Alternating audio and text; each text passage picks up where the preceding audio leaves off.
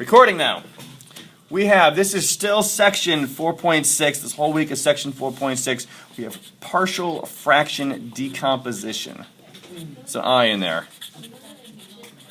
Partial fraction decomposition. To decompose something is to take it apart. Decomposition.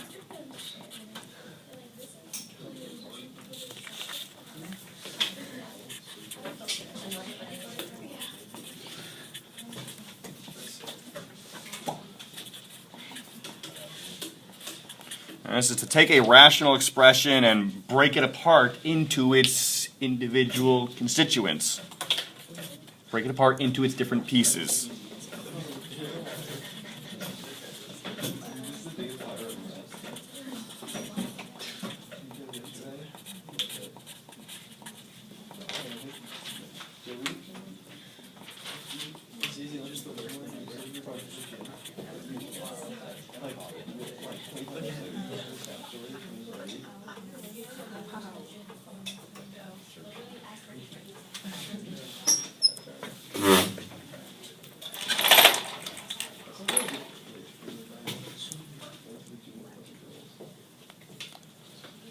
Now, I'm going to try to do this intuitively, thinking about where this came from if we add it together. So where this comes from, in terms of if we already knew this, we would be able to add it together.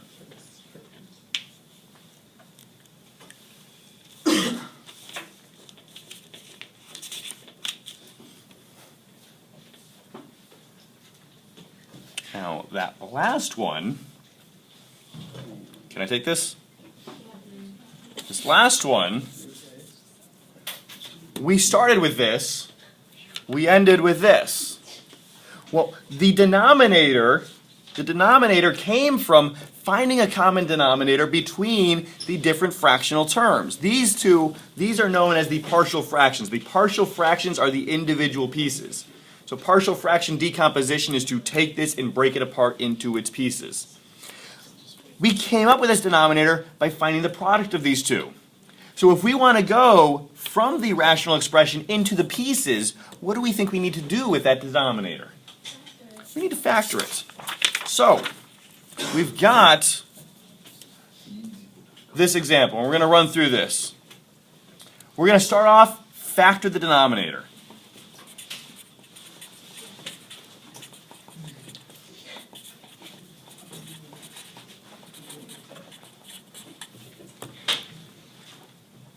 Now y squared plus y minus 2, two numbers that multiply to negative 2 and add to positive 1. We're going to have y plus 2, y minus 1. That's a minus 1. So when we break up our partial fractions, the individual denominators are going to come from the factors of the original. Now I'm building this up in the setup here. We need to find some value that's going to be over this y plus 2. I'm going to just call that a. And this is the same notation that's used in our textbook, so I'm going to keep it. And pretty much any resource talking about partial fractions uses this technique. I'm going to say we're going to do plus b over y minus 1.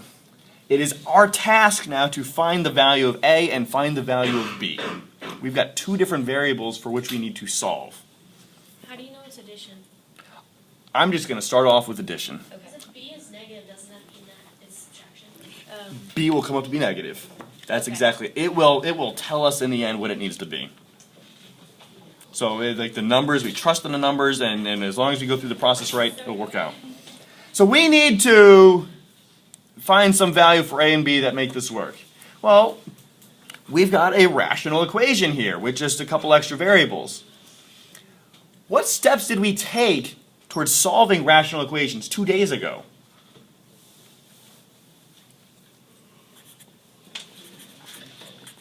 The very first thing we did was we multiplied the entire equation by the lowest common denominator, which happens to be the product.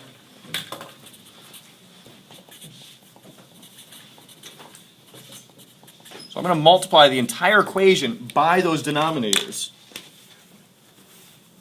So putting this up here, I'm going to take the entire equation and I'm going to multiply by y plus 2 times y minus 1. Now if we multiply through that entire equation, over on the left side, if we multiply the entire equation by y plus 2 times y minus 1, what happens to the y plus 2 plus y, this? Cancel. We're left with just 8y plus 7. If we multiply these two factors times a over y plus 2, what happens? Y plus 2 cancels. We're going to have a times y minus 1. If we multiply those two factors times the b over y minus 1, the y minus 1 is going to cancel.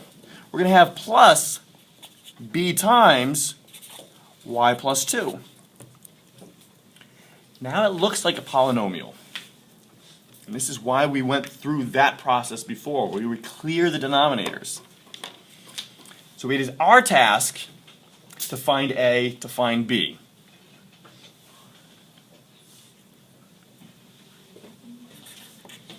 We're going to find a first, just because it's the first letter of the alphabet and a stands for awesome, like me. I just had to throw something in there. All right, we need to find a. The problem here is that we've got a y, we've got an a, we've got a b. We've got three different variables. Now y is up to us. The y variable is up to us. In order to find a, what we're going to do is we're going to pick a value for y. In order to find a, we're going to pick a value for y that cancels this out. What value can we plug in for y to eliminate the b? If we set y equals -2, that's going to cancel this out. We set y equals -2, we plug it in, we've got 8 times -2 is -16. -16 plus 7 gets us -9 equals, we have a times -2 minus 1, we're going to have -3a. We divide. That's the negative 9 again? plug in the -2. So we picked -2. We specifically picked -2 because it's going to cancel this term out. We picked -2. We plug it in for y everywhere. That simplifies the -9. Simplifies the -3a. That simplifies to 0. We now solve. We have a is worth 3.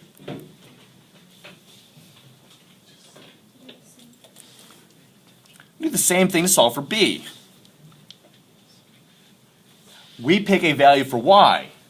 What are we going to choose for y to cancel out and leave us with just b? 1. We're going to pick 1. We're going to pick the one value that cancels out all the other terms. If we substitute, we pick 1, it's going to cancel out the a. Well, 1 times 8 is 8. 8 plus 7 is 15. This becomes 0. We've got equals 3b. So b equals 5. Found the value for a, we found the value for b. Now our partial fraction decomposition. We take the a and the b and we substitute them back in. So, back in up there. So we've got a is 3. That means that our partial fraction decomposition is 3 over y plus 2. We substituted in for a. Plus 5 over y minus 1. Substitute back for b. That is our partial fraction decomposition. Boom. That's it.